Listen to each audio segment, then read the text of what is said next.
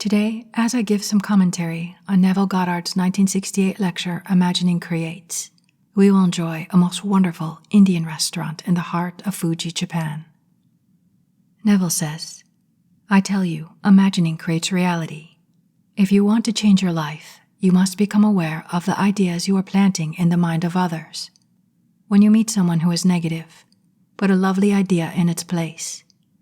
Then, whenever you think of him, imagine he is telling you something lovely, and because you now walk in a world that is not disturbed by his negative state, when he finds himself no longer thinking negative thoughts, he will never know you are its source.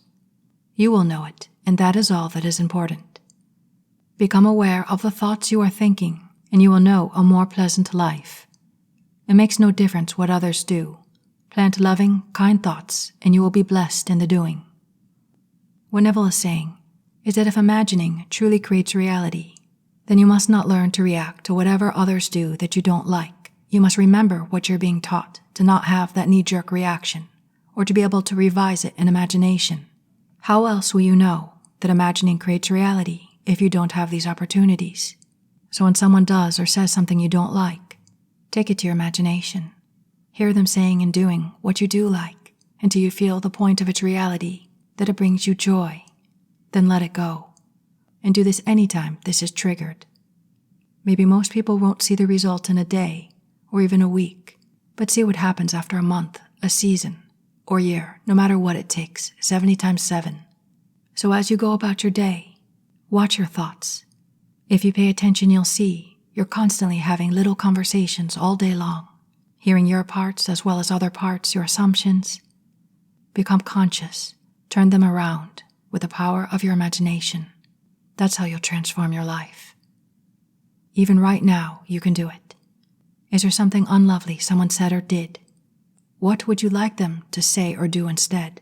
And with that, let us now go into the silence.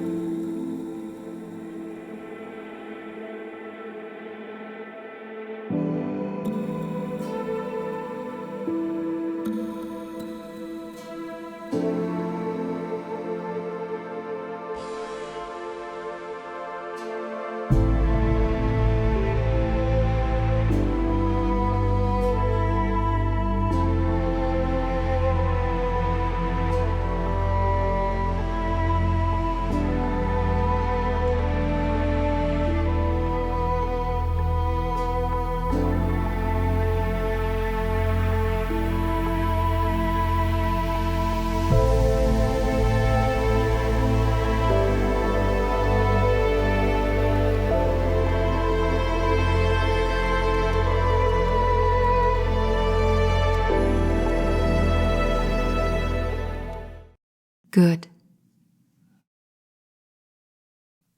And a quick shout out to Tokyo Treats Sakura Co., a Japanese snack monthly subscription service. Links will be in the info section beneath this video, along with a coupon code Nevillution for $5 off your first order. Thank you.